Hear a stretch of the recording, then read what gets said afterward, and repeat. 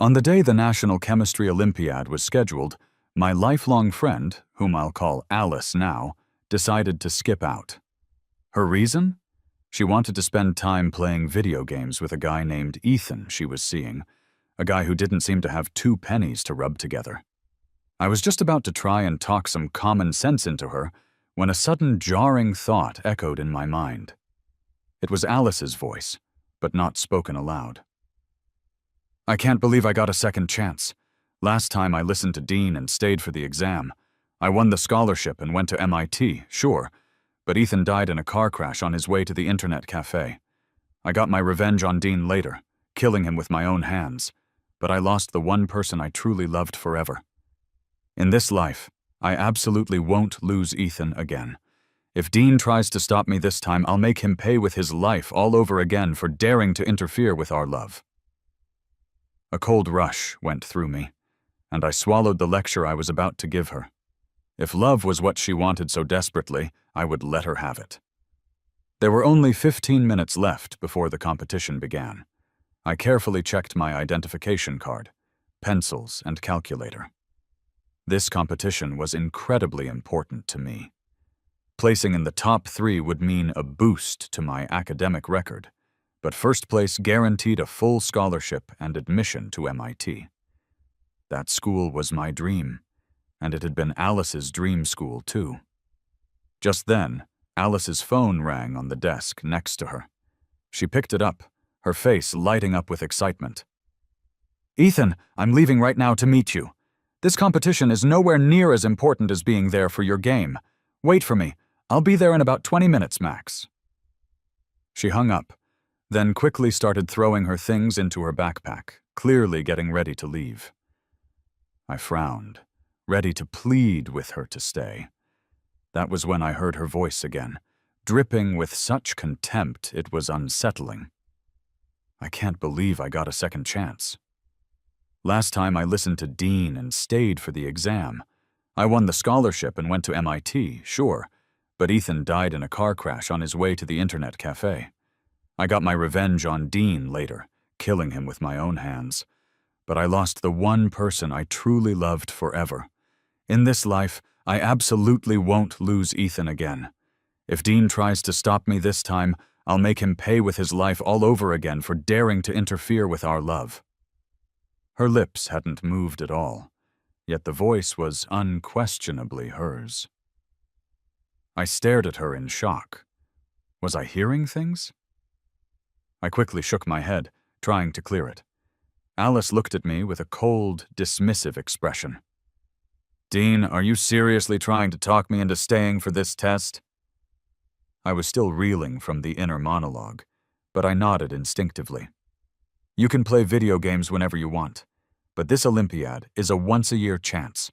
You've been studying and preparing for this for 6 months. Are you really going to throw away all that effort?"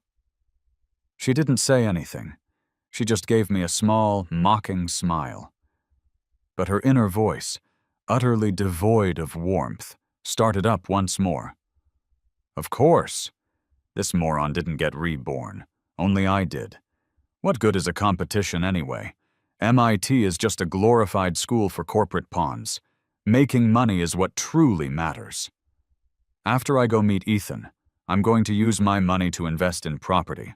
I'll become one of the top 1%, and everyone else will have to kiss my feet. A cold sensation ran down my spine instantly.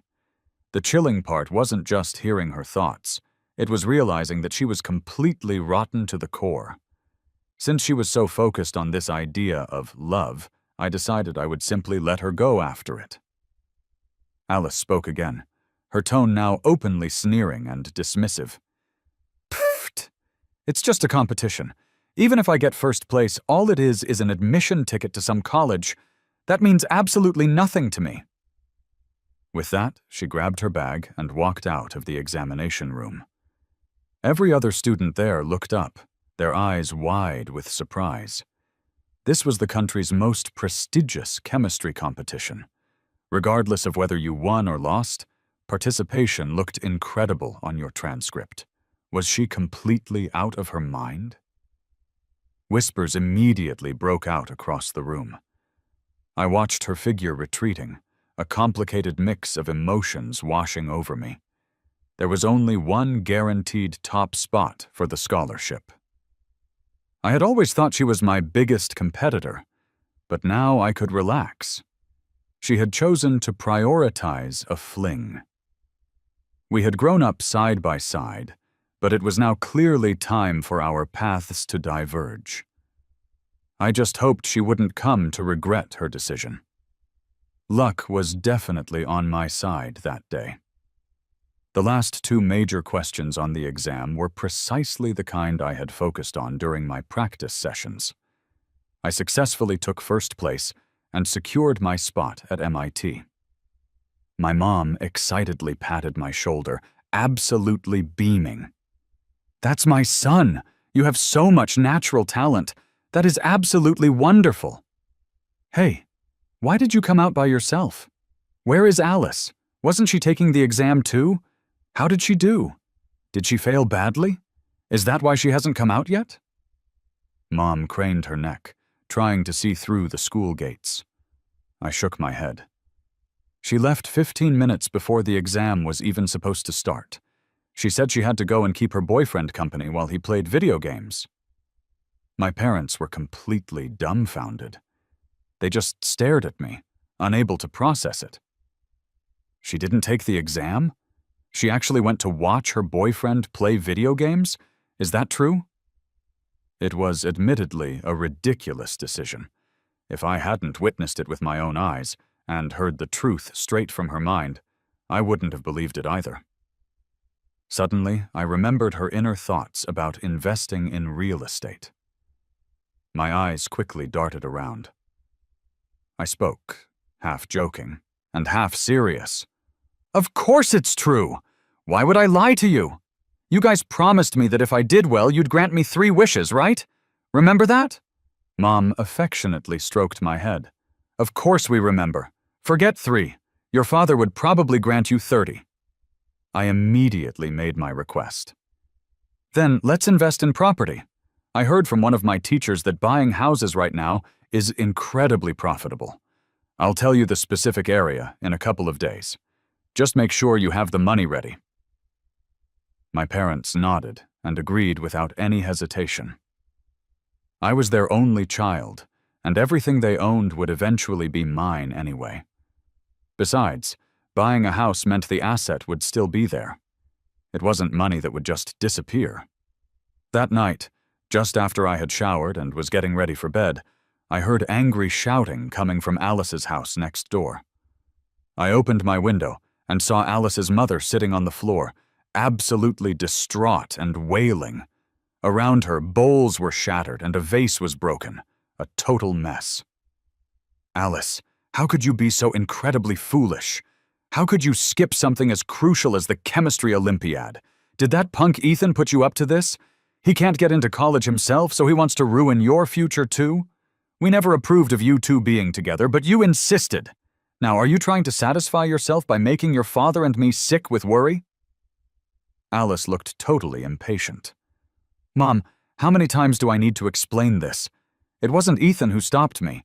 I didn't want to take the exam. Even if I aced the test and went to MIT, it's useless. I'd just end up being another corporate drone that everyone looks down on. Just trust me on this. Go invest in those run-down, cheap apartments on the South Side. They are going to be marked for demolition and redevelopment in 3 months. The compensation will be in the millions. You guys couldn't earn that much, even if you saved every penny for an entire lifetime." I pursed my lips, realizing the crucial piece of information. So it was the run-down apartments on the South Side. The city center was completely developed, so the expansion was naturally moving outward. The South Side was the only major area left untouched by development. I immediately knocked on my parents' bedroom door and told them to go buy houses on the South Side first thing in the morning. Remembering Alice's supreme confidence in her prediction, I quietly took out all the savings I had accumulated over the years from gifts and allowance. If the redevelopment was real, my parents would never have to work another day. They could spend the rest of their lives completely enjoying themselves. The next day my parents and I went to the south side at the crack of dawn. We managed to buy 5 separate units in one go, plus one more with my own savings, making it 6 properties in total. Just as we finalized the purchases, I saw Alice bringing her mother to buy property, too. Alice's mother had red, swollen eyes and dark circles. She clearly hadn't slept at all. But even though she was furious, she was still agreeing to buy the house for her daughter. That was true spoiling, but then again, Alice was their only precious daughter. Just as we were about to bump into them, I quickly pulled my parents aside to hide behind a wall. We waited for them to leave before we walked out. Mom looked confused. "Why are we hiding? It feels like we're sneaking around doing something wrong."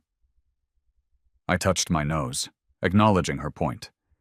In a way, I was doing something wrong, stealing her reborn knowledge to get rich. I immediately came up with a plausible explanation. Think about it. Alice skipped the exam, and I got the scholarship. They're definitely going to be feeling bad right now.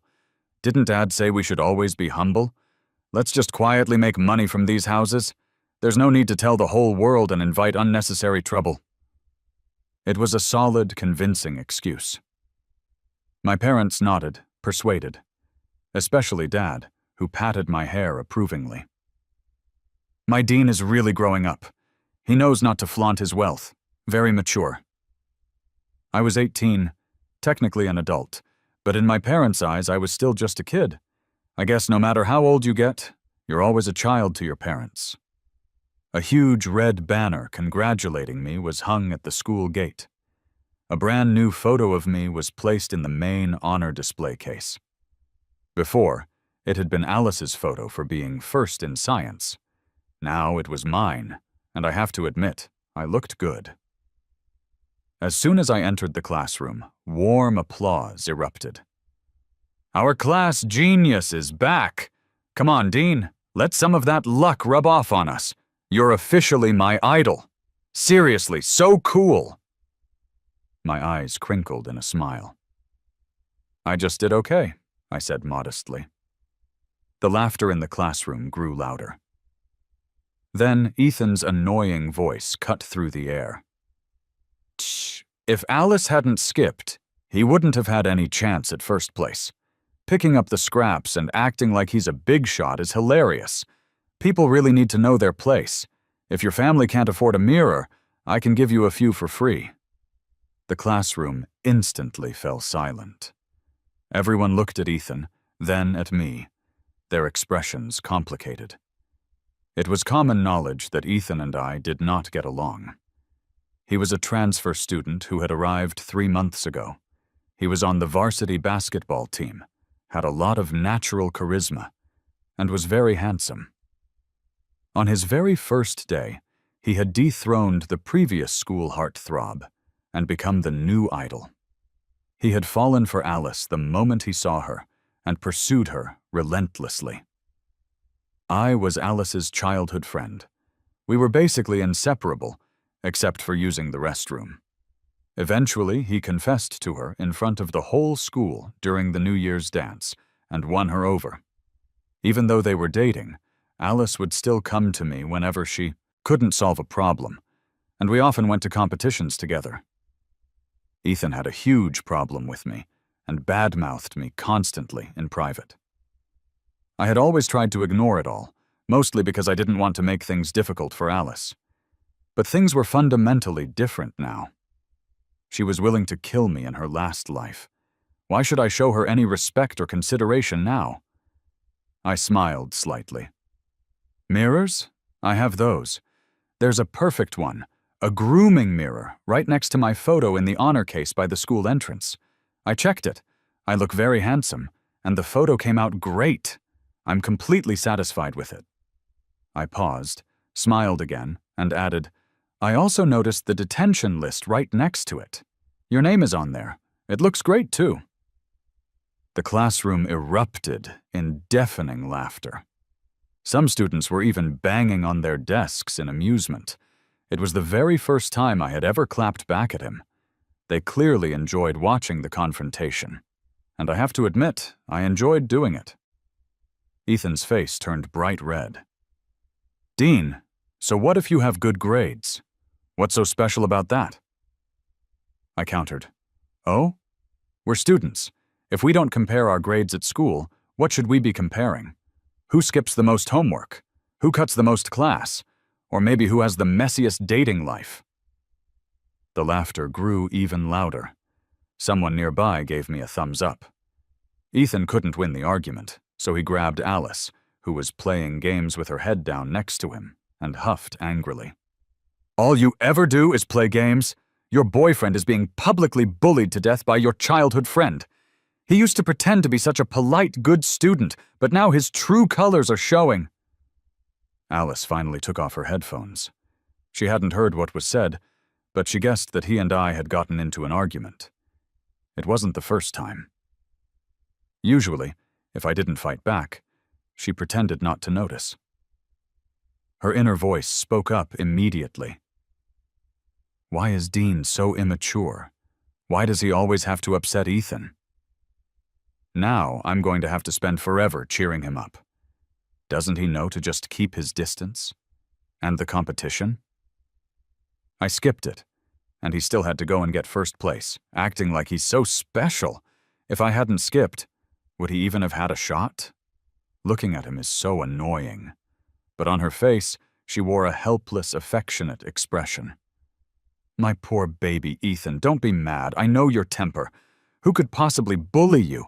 It's a miracle you aren't the one bullying others." She immediately charmed Ethan into smiling broadly. Then she looked at me, her expression apologetic. "Dean, don't mind Ethan. He's just a straightforward person. He's been spoiled. Congratulations on getting into MIT. I knew you could do it." Anyone watching would have said she was gentle and utterly magnanimous. If I couldn't hear her thoughts, I would have believed it too. I gave a faint smile. "Thanks.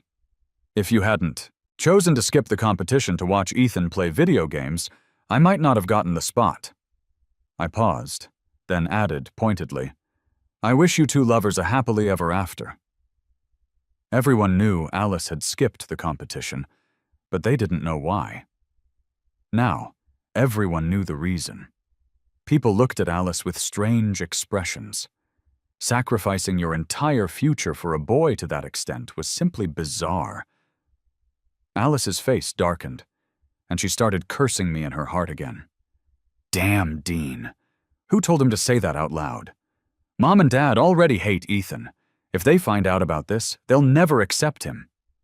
I used to think Dean was simple and kind. I didn't realize he was so jealous. Good thing I didn't end up with him, or I'd be annoyed to death. In the past, I really did have some feelings for her. In the innocence of childhood, when we played house, she always insisted on being my bride.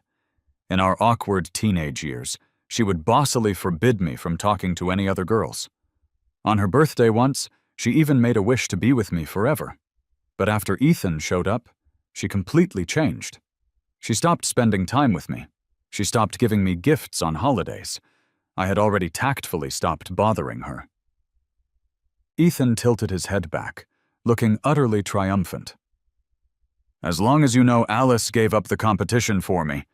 From now on, stop hovering around my girlfriend for no reason. Guys should have some boundaries. The corners of my mouth lifted in a mocking smile. Don't worry, I said flatly. I don't have a fetish for stupidity. Ethan was furious and turned to storm out of the classroom. Alice hurried after him, rushing to comfort him. The classroom dissolved into laughter again, everyone mocking her for being so hopelessly love-struck. Alice calmed Ethan down quickly. Quite a few younger students looked at them with envy.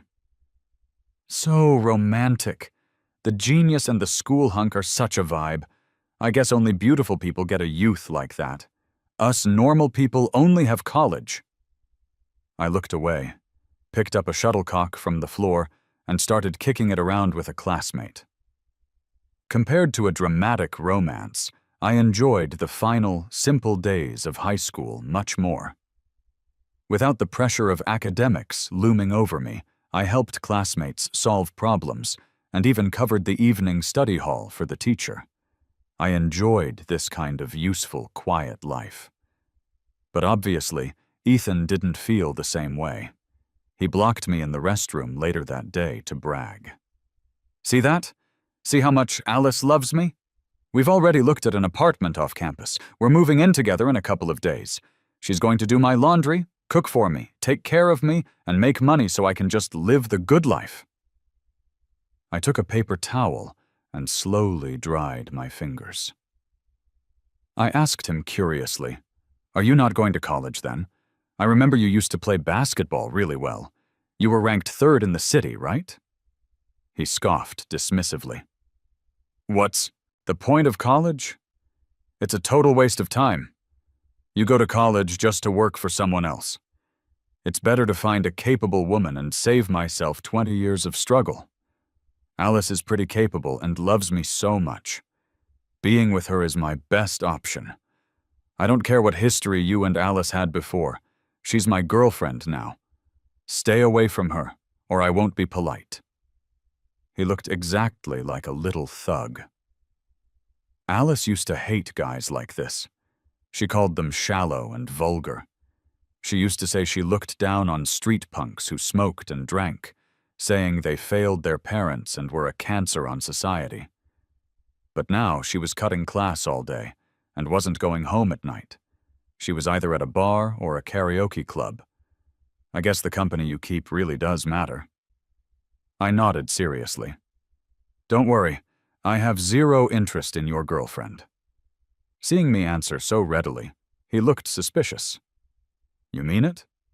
Then you're not allowed to come to school anymore." How tyrannical, I thought with a small chuckle. "I promised the teacher I'd tutor the class," I explained. "You guys might not be going to college, but the other students still need to study. Since you aren't studying anyway, why don't you just stop coming to school? That way you can relax." He looked annoyed. "Why should I? We paid tuition." Sometimes you just have to marvel at how fair fate is. It gave him a handsome face, but repossessed his brain. Leaving the restroom, I saw Alice standing nearby. What a sweet couple, I thought sarcastically. Ethan couldn't even go to the bathroom without an escort. Alice looked at me with a strange expression. Her inner voice started up again. "He's changed a lot lately. He doesn't look for me, doesn't tattle to my parents. He seems to have gotten a little more handsome, too. But he's so boring, always reading or doing problems. He's not fun like Ethan. But Ethan is too clingy and not very smart. If only I could somehow combine the two of them. Whatever. You can't have your cake and eat it too." I almost rolled my eyes at her absolute narcissism. Combine them? Gross. Just as she flashed her trademark sweet smile to say hi, I turned and walked away. Ever since I heard her thoughts at the competition, I had completely moved on from her. Thank goodness we never dated. Otherwise, it would have been a stain on my permanent record. As soon as I got home, Mom suddenly asked me curiously, "Dean, does Alice's boyfriend spend a lot of money?" I was confused. "I don't know. Why?" Mom shook her head while trimming vegetables. "Alice's mom came over just now. She wanted to borrow money. She said she drained the family savings to invest in those apartments a few days ago, like you suggested.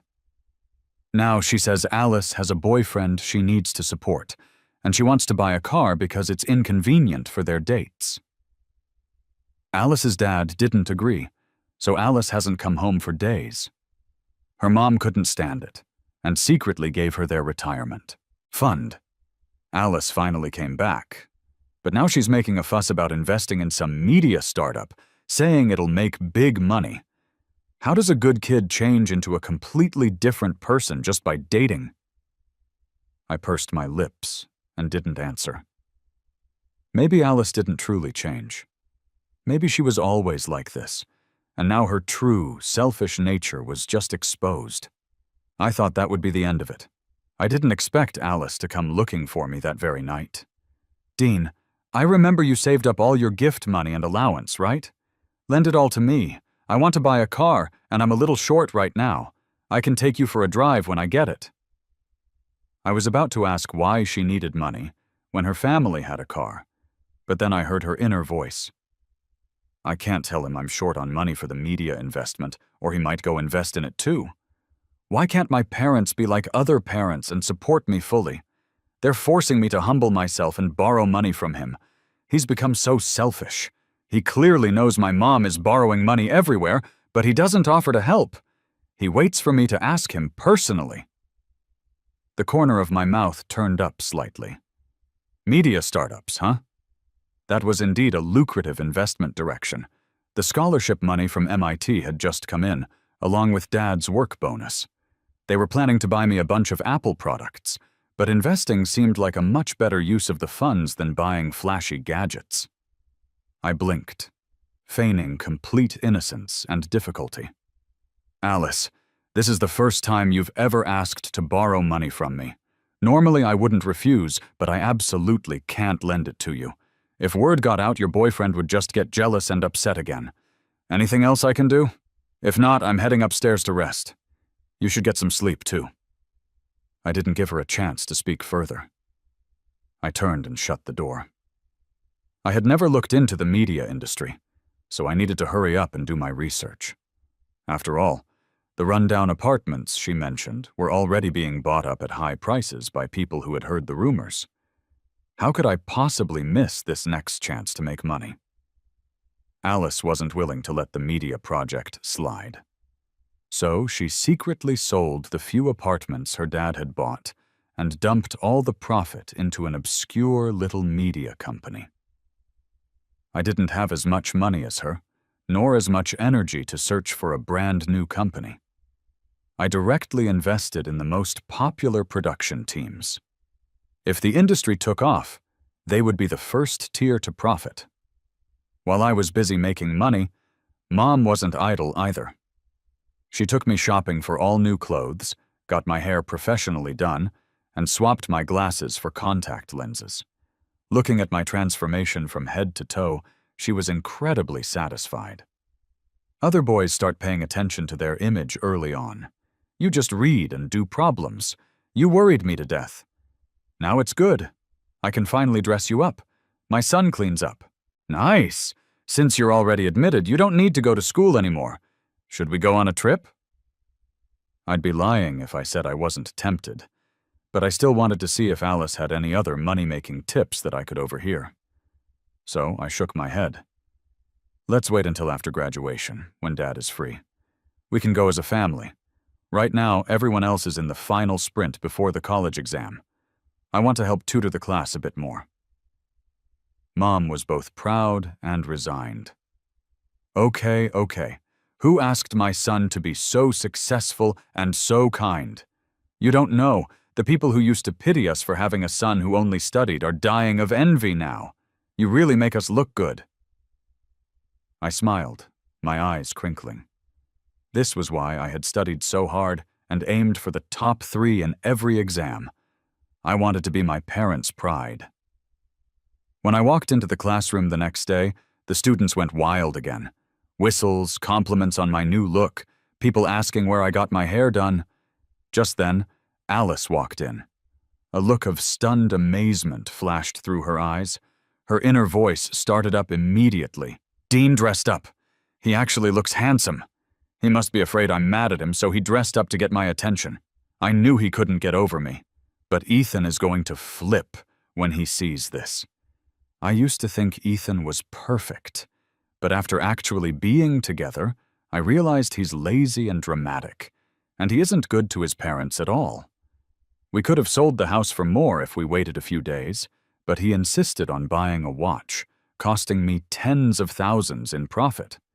She really was incredibly average, yet bursting with confidence. However, the demolition was only half a month away.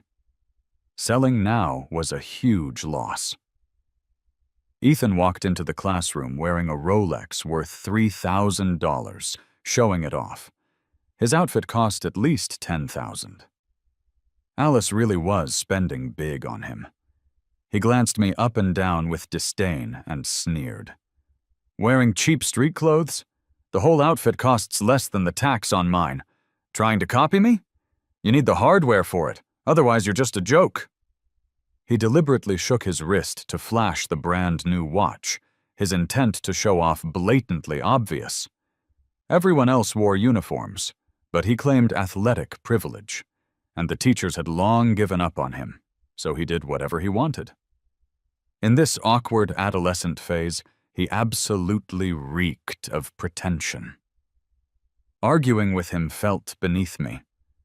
I turned around and started chatting with my deskmate, but in his eyes, he was a conquering general.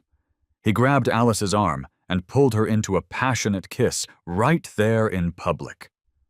The classroom erupted in deafening jeers and cheers.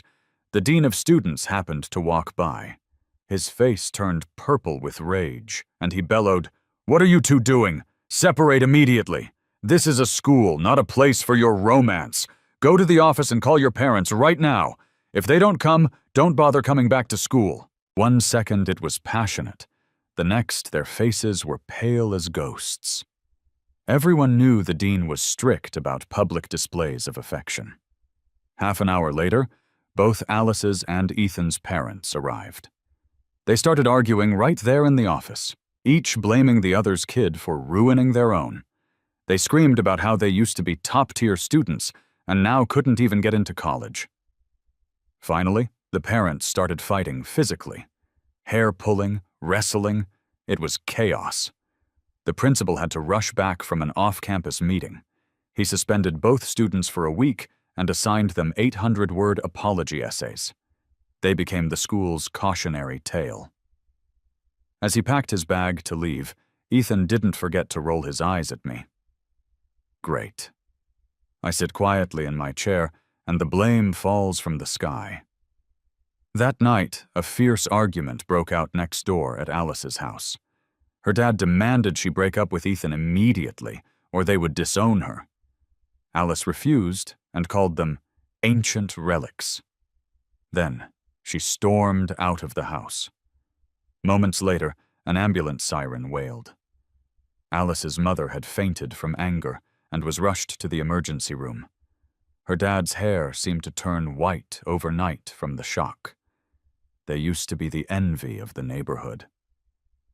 Alice was pretty, smart, and obedient. She was the other people's child everyone wanted their own to be like. But now, life is truly unpredictable. After Alice's mom was resuscitated, she had to stay in the ICU for a week. The medical bills were nearly $20,000. They didn't have the cash, so they thought about selling the investment properties, only to find out they had already been sold by Alice.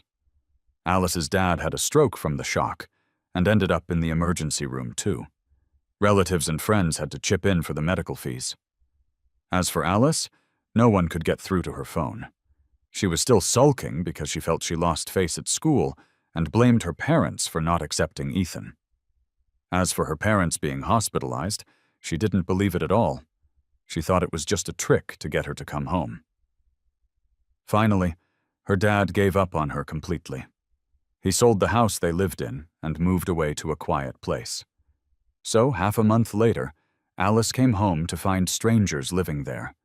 She came to find me, shocked and furious. "Dean, where are my parents? How could you not tell me they sold the house?" I blinked innocently. "Your mom and dad were hospitalized. Everyone tried to contact you. I figured you knew. I didn't call you myself because I didn't want your boyfriend to misunderstand the situation." She looked self-righteous. "I missed the messages, okay? Whatever. There's no point talking about that. Tell me where my parents moved. I need to find them. It's urgent." Then her inner voice kicked in. So annoying. Just because I didn't visit when they were sick, do they have to be so petty? What kind of parents act like this? If I hadn't run into a scammer with that video investment and lost money, I wouldn't even be looking for them. Luckily, I know AI is going to be huge. They have to give me money to invest, no matter how they scrape it together. I knew she was shameless, but I didn't know she was this shameless. I hid the mockery in my eyes. "I don't know where your parents went." She stared at me coldly. "You really don't know?" I met her gaze without flinching and shook my head. "I don't know." Actually, I did know, but I wasn't going to tell trash like her. She glared at me, unwilling to give up, then finally turned and left.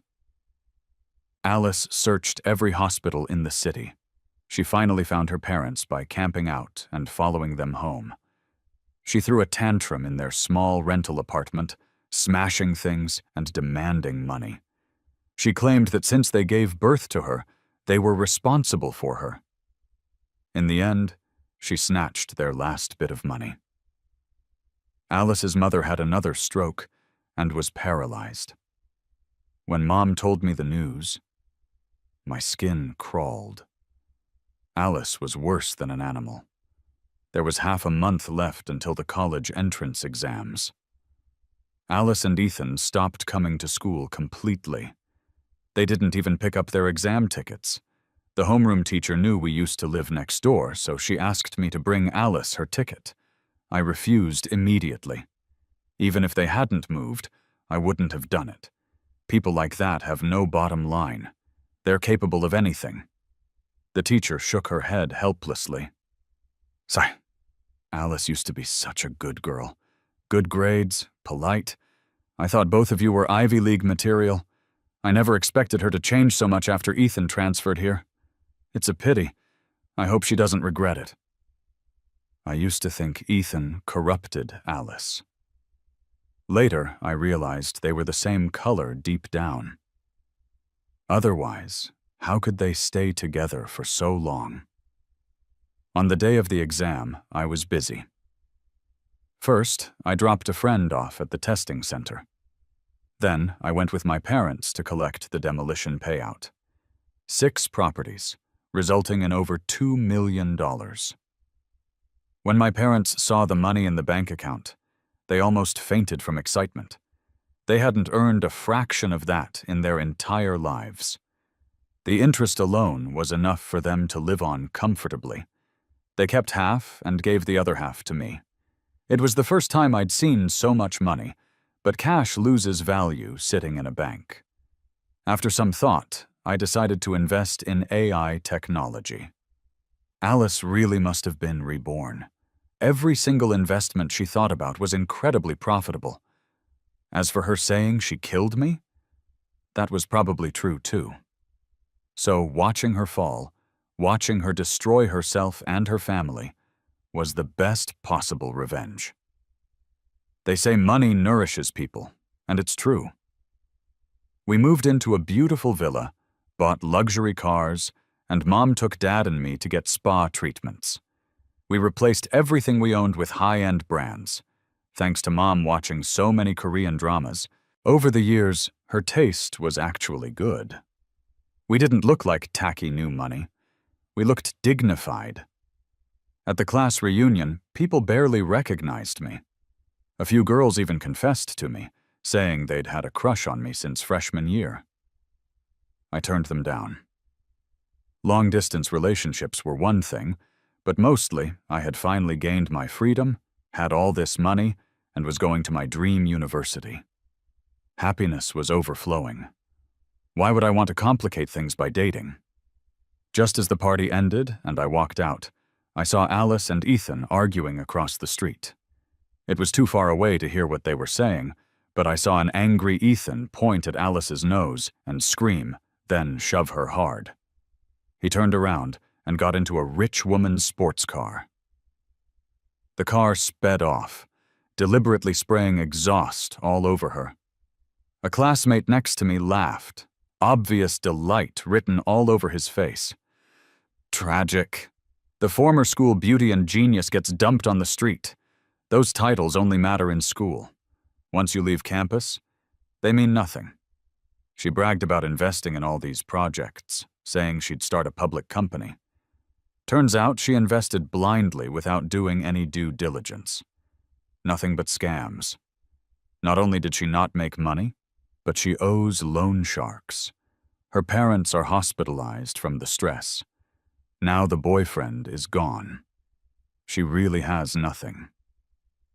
Back when she was with Dean, everyone envied the golden couple.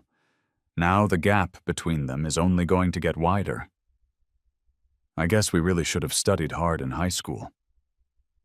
College life was even better than I had imagined. No more late-night cramming, no endless problem sets. I joined interesting clubs. My parents wanted to rent a place near campus to keep me company. I simply waved my hand and bought a luxury condo nearby instead. I was more cautious than Alice. Before investing, I did strict due diligence. Every project avoided the pitfalls and yielded excellent returns. The media investments paid off faster than I had imagined. I now had stakes in a dozen media companies and short-form video platforms. As long as I didn't do anything stupid, this money would last for generations. My parents were shocked by my earning ability. They were proud, but also lamented that they were old and couldn't keep up with the times. Why are people willing to spend so much money on 60-second videos? They started spending money renovating our ancestral home. The road there was terrible, so I spent a few $100,000 to pave an asphalt road right to the doorstep. I also set up a women's aid foundation to help underprivileged women. Money only has real meaning and value when it's used to help people who truly need it. I hadn't planned on starting a business, but my classmates had good ideas and lacked capital, so I helped out. By the time I graduated 3 years later, my net worth was over $100 million. I was invited back to my high school to give a speech. Looking at those clear, worshipping eyes in the audience, the corners of my mouth lifted in a sincere smile. I spoke endlessly about life at MIT, about my entrepreneurial journey, and about helping those in need. Finally, I spoke seriously and solemnly. For ordinary people like us, education is the only opportunity to change our destiny. These 3 years are the dividing line between you and the average person. Study hard. Fight to learn. Don't let other things interfere. Otherwise, you will pay 10 or 100 times the price to make up for it later.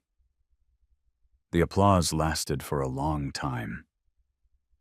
To be young, it's truly wonderful. I accompanied my parents back to our old home. The house used to feel so big, but now it felt a bit cramped compared to what we were used to. I didn't expect Alice, whom I hadn't seen in 3 years, to suddenly appear.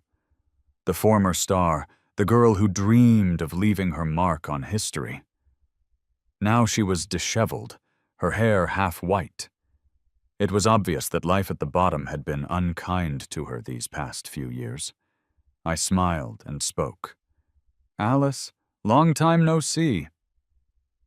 I extended my hand, social etiquette ingrained in my bones over the last few years. She reached out to shake it, then hurriedly wiped her hand on her pants before extending it again. Her hand was rough, covered in small cuts. Clearly she was doing manual labor now. Her inner voice started. "Holy crap, he got so handsome. If I'd known, I would have chosen him over that bastard Ethan. He wasn't this successful in the past life. It must be the butterfly effect caused by me. That means half his success is mine. Half his money is mine. I need to figure out how to get it. He used to like me so much. If I just coax him a little, I'll have him wrapped around my finger." Then she put on a fawning, flattering smile. "Dean, congrats! Your career is so successful and you look great. If only I had listened to you and taken the competition, I wouldn't be in this state now. For the sake of our childhood friendship, you have to help me." My lips curved up, but my eyes were cold as ice.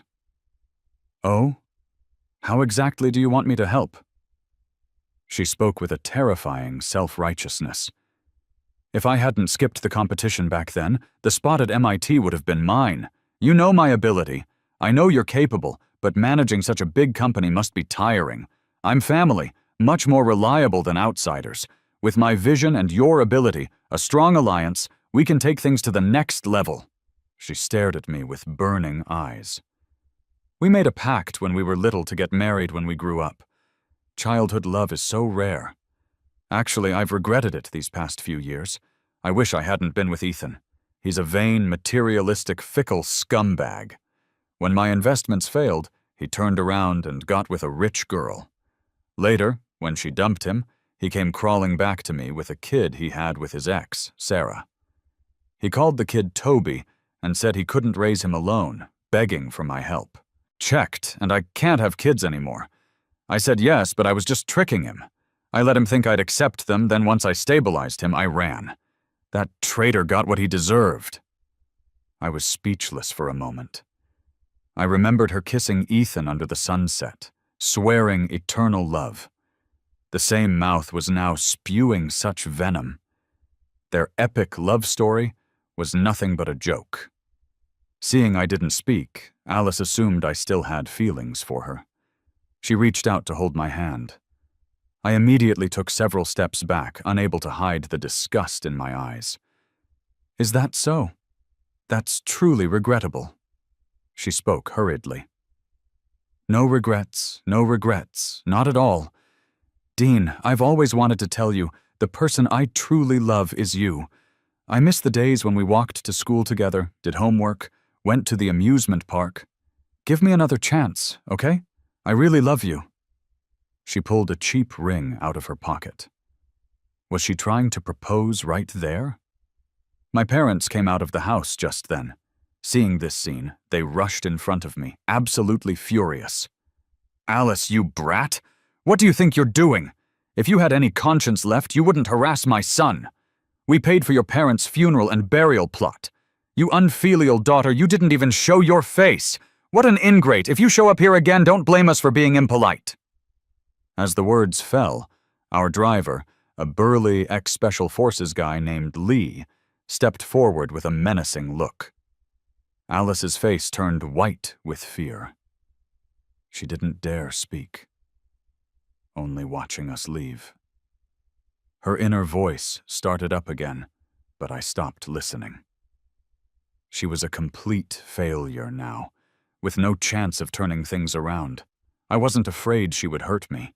Our worlds were completely different now. She couldn't even get past the security gate of my community. 6 months later, I saw news about Alice. She brutally murdered Ethan and then jumped off a building. Before she died, she was reportedly muttering about respawning, saying, "Next time there would be no mistakes." My parents said she had gone crazy, but I knew she just wanted to be reborn again, fantasizing about changing a miserable life. But for an animal like her, 1,000 rebirths wouldn't make a difference.